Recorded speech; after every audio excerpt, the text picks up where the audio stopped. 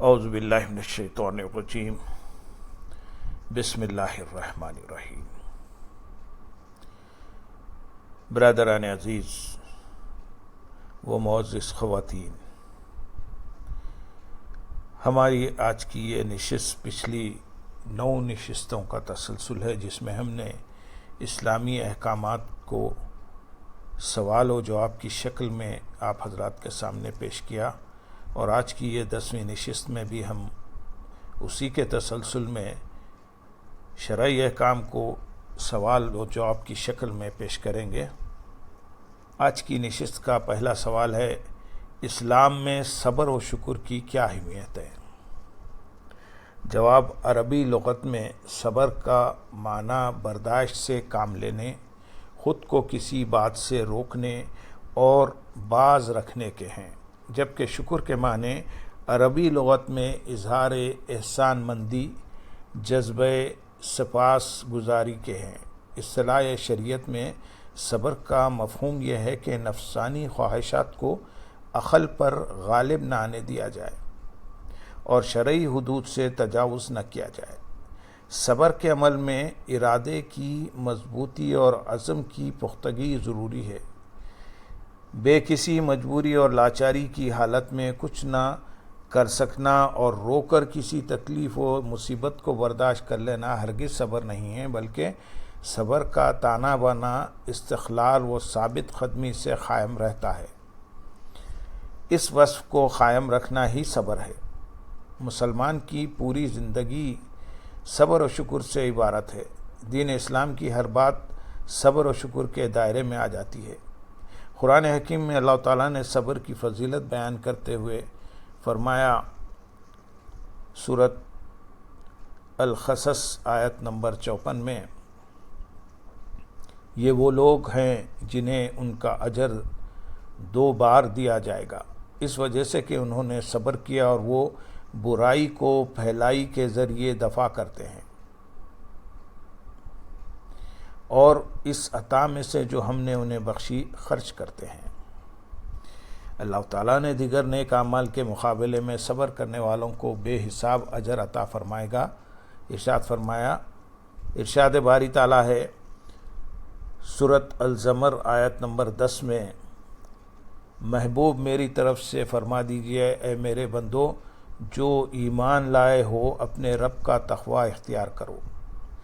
ایسے ہی لوگوں کے لیے جو اس دنیا میں صاحبان احسان ہوئے بہترین صلہ ہے اور اللہ کی سرزمین کشادہ ہے۔ بلا شبہ صبر کرنے والوں کو ان کا اجر بے حساب انداز سے پورا کیا جائے گا۔ شکر اخلاق، اعمال اور عبادات کا بنیادی جزو ہے۔ جذبہ شکر کے بغیر تمام اعمال و عبادات بے معنی ہو جاتے ہیں۔ اللہ تعالیٰ نے قرآن حکیم میں شکر کی فضیلت بیان کرتے ہوئے ارشاد فرمایا، سورۃ النساء آیت نمبر 147 میں، اللہ تمہیں عذاب دے کر کیا کرے گا اگر تم شکر گزار بن جاؤ اور ایمان لے آؤ، اور اللہ ہر حق کا قدر شناس ہے، ہر عمل کا خوب جاننے والا ہے۔ چنانچہ اللہ تعالیٰ نے ایمان کے ساتھ شکر کو ملا کر ذکر کیا اور ان دونوں کو رفع عذاب کا باعث قرار دیا۔ ایک اور مقام پر اللہ تعالیٰ نے سورۃ البقرہ آیت نمبر 152 میں ارشاد فرمایا، سو تم مجھے یاد کیا کرو، میں تمہیں یاد رکھوں گا، اور میرا شکر ادا کیا کرو اور میری ناشکری نہ کیا کرو۔ حضرت عائشہ صدیقہ رضی اللہ تعالیٰ عنہ سے مروی ہے کہ حضور نبی اکرم صلی اللہ علیہ وسلم رات کو کثرت سے قیام فرماتے اور عبادت الہی میں مشغول رہتے۔ کثرت قیام کی وجہ سے آپ صلی اللہ علیہ وسلم کے مبارک پاؤں سوج جاتے۔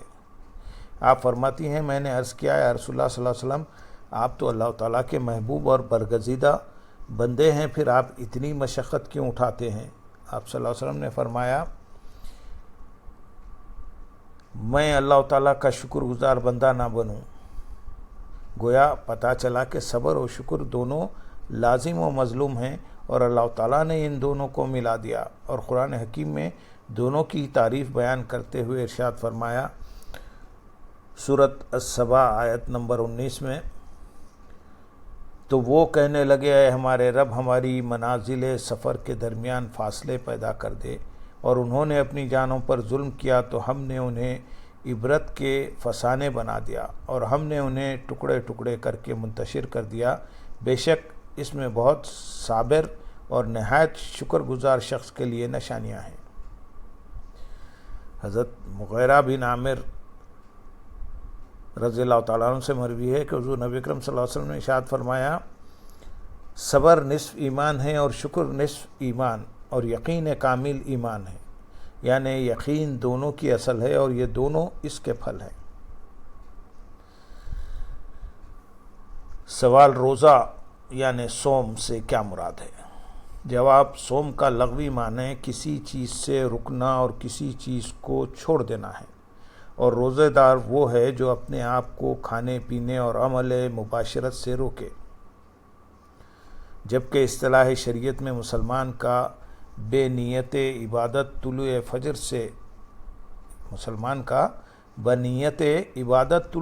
سے لے کر غروب آفتاب تک کھانے پینے سے پرہیز کرنا اور عمل مباشرت سے رکے رہنا روزہ کہلاتا ہے۔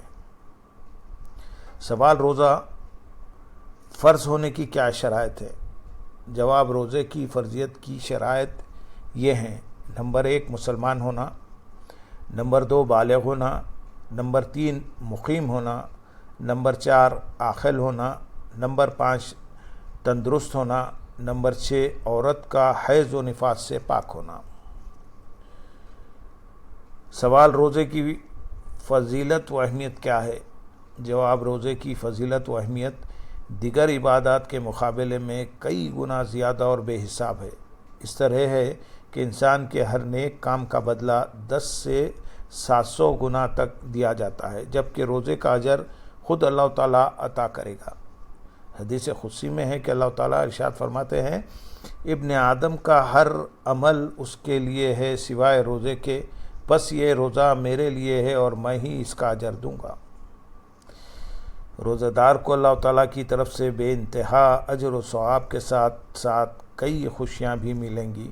حضور نبی اکرم صلی اللہ علیہ وسلم نے ارشاد فرمایا، روزہ دار کے لیے 2 خوشیاں ہیں جن سے اسے فرحت ہوتی ہے، افطار کرے تو خوش ہوتا ہے اور جب اپنے رب سے ملے گا تو روزے کے باعث خوش ہوگا۔ سوال، روزہ ترک کرنے کی وعید کیا ہے؟ جواب، بغیر شرعی عذر کے روزہ نہ رکھنا یا رکھ کر توڑ دینا بہت بڑا گناہ ہے۔ اس کی قضا بہر صورت واجب ہے۔ قصداً بلا وجہ روزہ رکھ کر توڑنا اتنا بڑا گناہ ہے کہ بطور کفارہ ایک روزے کے بدلے میں مسلسل 2 ماہ یعنی 60 دن کے روزے رکھنا ضروری ہے، جیسا کہ حدیث نبی صلی اللہ علیہ وسلم میں مذکور ہے۔ جبکہ بلا عذر شرعی رمضان شریف کا ایک روزہ اگر چھوڑ دیا جائے تو یہ بہت بڑے اجر سے محرومی کا باعث ہے، جس کا ازالہ عمر بھر کے روزے بھی نہیں کر سکتے۔ حضرت ابو ہریرہ رضی اللہ تعالیٰ عنہ روایت کرتے ہیں کہ حضرت نبی اکرم صلی اللہ علیہ وسلم نے فرمایا، جس نے بغیر شرعی اجازت اور بیماری کے رمضان کے شریف کا ایک روزہ بھی توڑا، اسے عمر بھر کے روزے کفایت نہیں کر سکتے، اگرچہ عمر بھر روزے رکھے۔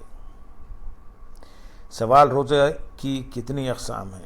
جواب، کتب فقہ میں روزے کی 8 اقسام بیان ہوئی ہیں۔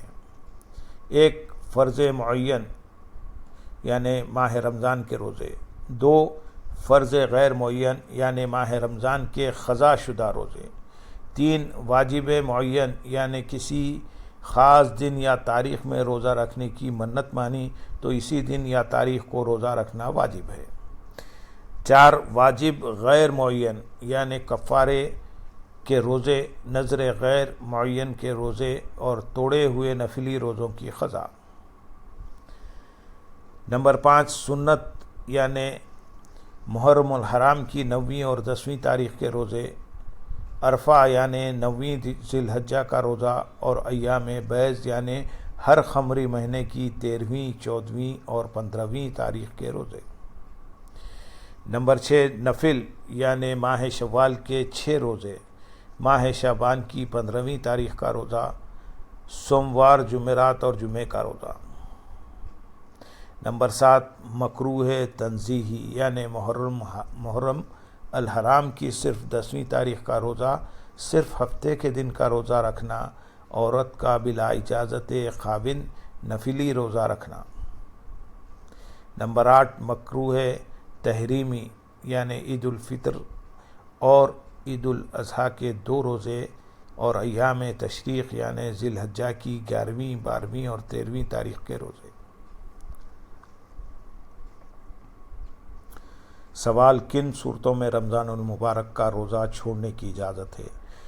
جواب: ان صورتوں میں رمضان مبارک کا روزہ چھوڑنے کی اجازت ہے: بیماری اور بڑھاپے کی وجہ سے، ہلاک ہونے کا ڈر، یا ایام حمل میں اور بچے کو دودھ پلانے کی حالت میں، دیوانگی کی حالت میں اور جہاد کے دوران۔ یہ سب ایسے عذر ہیں کہ اگر ان کی وجہ سے کوئی روزہ نہ رکھے تو گناہگار نہیں، لیکن بعد میں جب بھی یہ عذر ختم ہو جائیں تو چھوڑے ہوئے روزوں کی قضا کرنا لازم ہے۔